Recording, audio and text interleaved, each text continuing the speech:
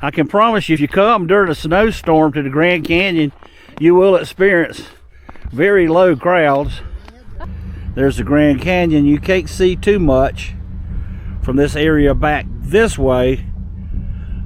That's all the lodges over there.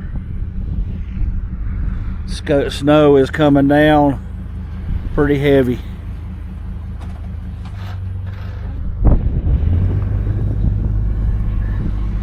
And when I talked earlier about watching your kids, you can see right here, there's no guardrails, no nothing. So it'd be easy to fall over. There's all the mules, or some of the mules, that you can use to go down in the canyon.